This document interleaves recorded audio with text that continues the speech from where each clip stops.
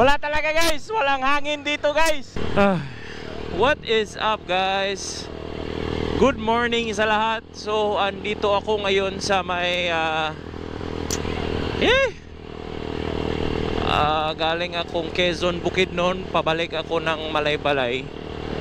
Kasi ang pag-uusapan natin ngayon guys, sorry to disappoint guys, yung doon sa area na ginagamitan ko ng top speed, no, is wala guys, fail kasi yung jettings natin hindi kaya yung high altitude doon sa lugar na yon, dahil napakataas ng lugar na yon. Even ngayon guys is pumupurot pa rin siya kasi nasa high altitude pa rin tayo, hindi pa tayo bumababa sa bukid, no. So hindi ko in-expect to guys na ganyan.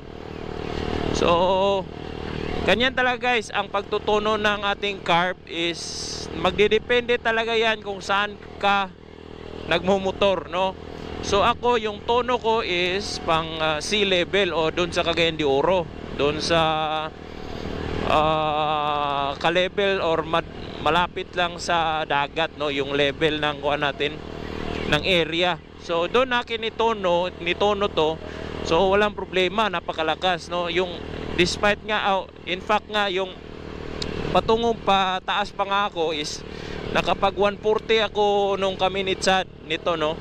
So yun, kasi doon bandang Pamalaybalay is kuhan pa, hindi pa ganong mataas yung altitude. Dito sa lugar na to, sa South Bukidnon, ito na po yung mga peak na mga bukid na may road sa Bukidnon. Kasi pababa na pa Davao, tsaka pababa na rin patungong north o patungong Cagayan de Oro.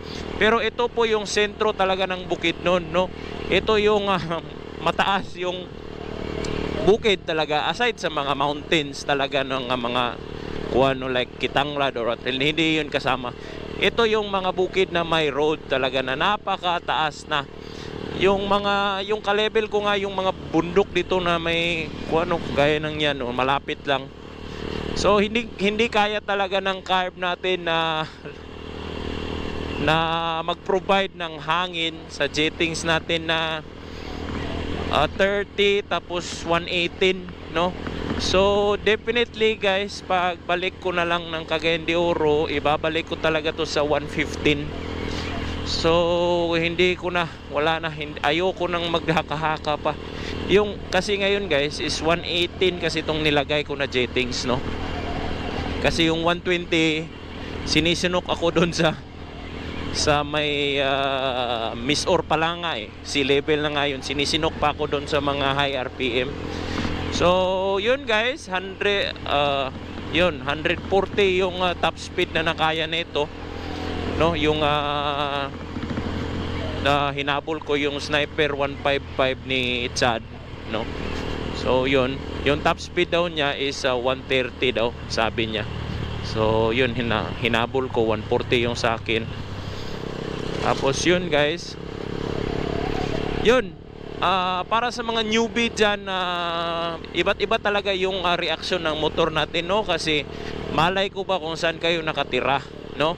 So mag-comment kayo down below kung gusto nyo ng help o ano ba tawag dito, proper tuning sa bago ninyong carb o 30mm o kung anong-ano pa yan dyan.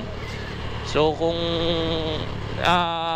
isama nyo na rin kung ano yung setup ninyo, no.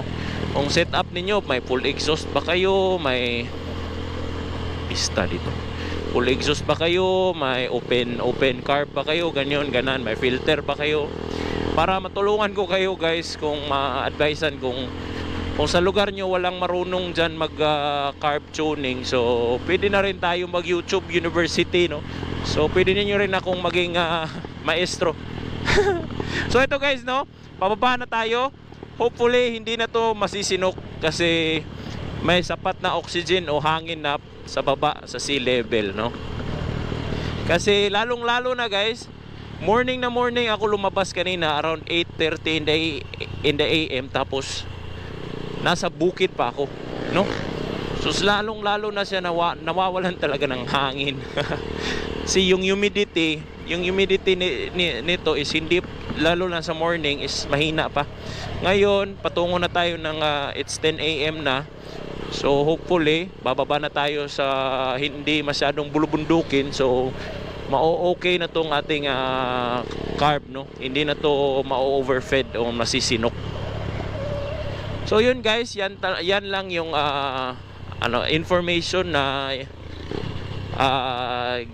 gagawin ko sa video na to para malaman nyo na hindi nyo yan guys, oh, hindi ninyo parating sinasabing palyado ganun. Konting knowledge lang yan guys para mag-work talaga yung motor nyo na carb sa inyo, di ba? Huwag yung puro sisi na ganyan, motor star ba ganyan, bla bla bla bla. Hindi lang talaga kayo marunong. Yun yung bottom line dyan.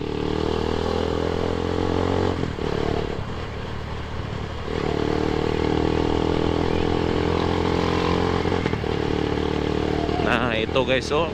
Ay, napakadelikado nito guys. Nag-overtake ako na walang power. Putang ina. No? So yan guys, yan ang problema ng ating motor ngayon. Putang ina, gusto ko na talagang i-open carb na lang siya. Lalagyan ko na lang ng shield sa baba.